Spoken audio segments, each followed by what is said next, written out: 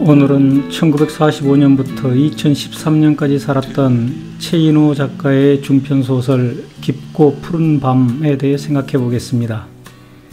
이 소설의 무대는 70년대 말의 한국과 미국이고 주인공은 가수 준호와 준호의 고등학교 2년 선배입니다.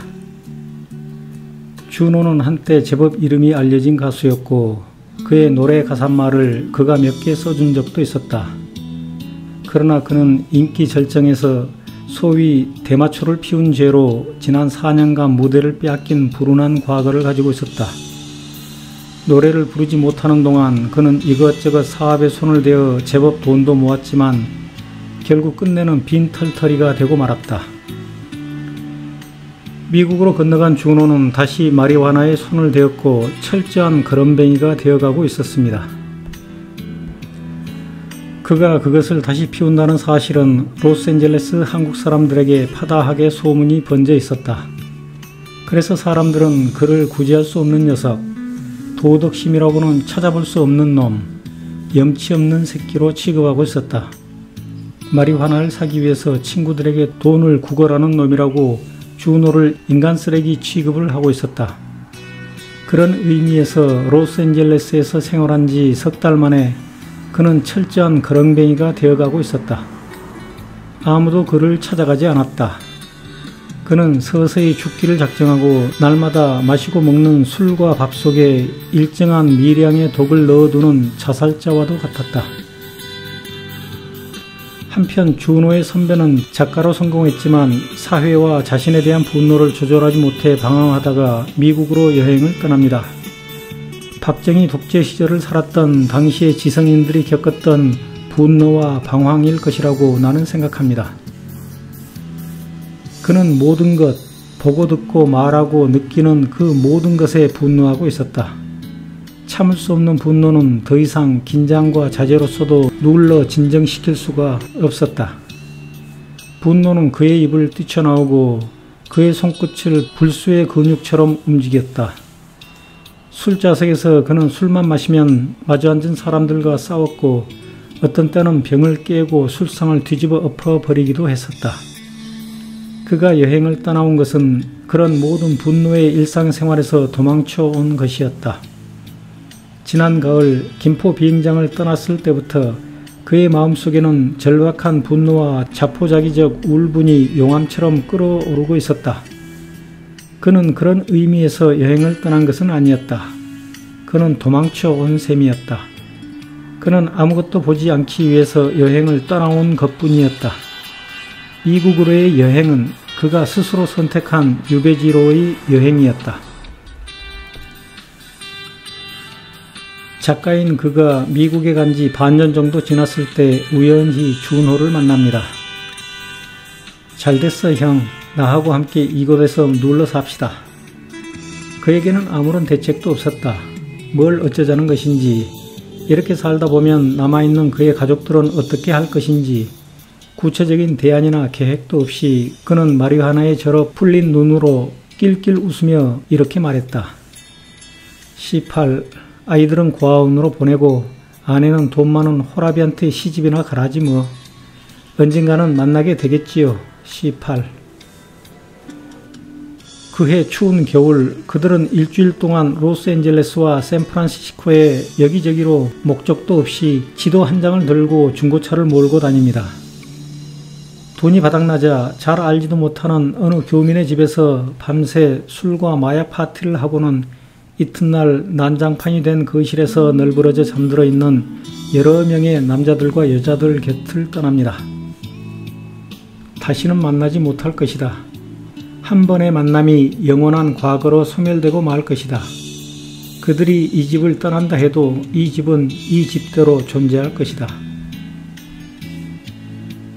그들 두 사내는 눈밭에서 서로 다투기도 하고 차 안에서 이런저런 얘기도 나누다가 해안가에 다다릅니다.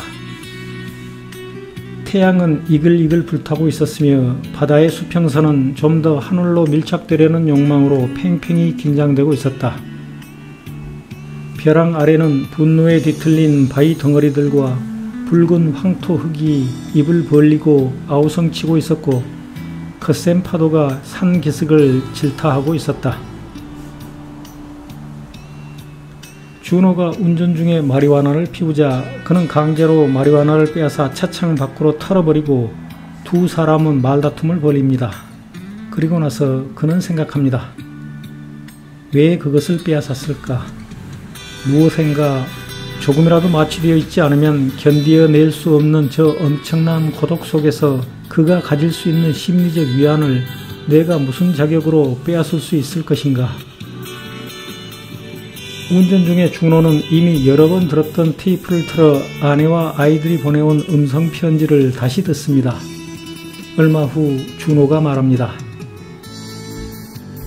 형, 난 돌아가겠어. 난 결심했어. 준호는 볼을 타고 흘러내리는 눈물을 손등으로 연신 씻어내리고 있었다. 우리가 왜 이곳에 앉아있지? 이곳은 나무 땅이야. 왜 우리가 이곳에 있는지 난 그 이유를 모르겠어.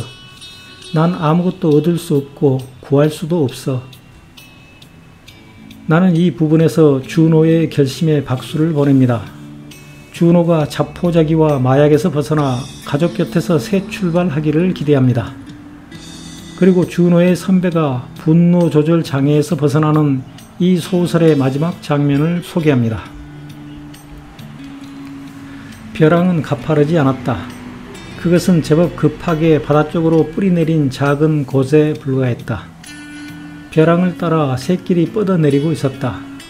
그는 그 샛길로 굴러내렸다. 그는 거센 파도에 의해서 바다를 건너 밀려온 죽은 시체처럼 바위 위에 쓰러져 누웠다. 그를 낯선 땅으로 유배시켜온 파도들은 서둘러 물러가고 갓 도착한 빈손의 파도들만 그를 사로잡기 위해서 그물을 던지고 있었다. 그제서야 줄곧 그의 마음속에 끓어오르던 분노의 불길이 서서히 꺼져가는 것을 보았다. 파도에 의해서 밀려온 낯선 무트로의 망명이 그의 분노를 잠재운 것은 아니었다. 그는 그가 살아온 모든 인생, 그가 보고 듣고 느꼈던 모든 삶들, 그가 소유하고 잃어버리고 허비했던 명예와 허영, 그가 옳다고 믿었던 정의와 법, 때로는 성공하고 때로는 배반당했던 그의 욕망, 끊임없이 추구하던 쾌락과 성욕, 그가 한때 가지고 버렸던 숱한 여인들, 그 모든 것들로부터 무참하게 얻어맞고 마침내 처절하게 패배당한 것 같은 느낌을 받았다. 처절하게 패배당했다는 사실을 깨달았을 때 그의 분노는 참다랗게 죄를 보이며 소멸되었다. 이제는 원한도, 증오도, 적의도, 미움도 아무것도 가질 이유가 없었다. 그는 딱딱한 바위의 표면 위에 입을 맞추며 그를 굴복시킨 모든 승리자들에게 용서를 빌었다. 그리고 이젠 정말 돌아가야 한다고 다짐했다. 그는 너무 지쳐 있었으므로 그 누구에게든 위로받고 싶었다. 이 소설은 작가 자신과 그의 고등학교 2년 후배인 가수 이장희를 모델로 한 작품이라고 하고 최인호는 이장호에게 노랫말 몇 개를 써주었다는 설이 있습니다. 그래서 이장희의 노래를 배경음악으로 골랐습니다. 감사합니다. 모두들이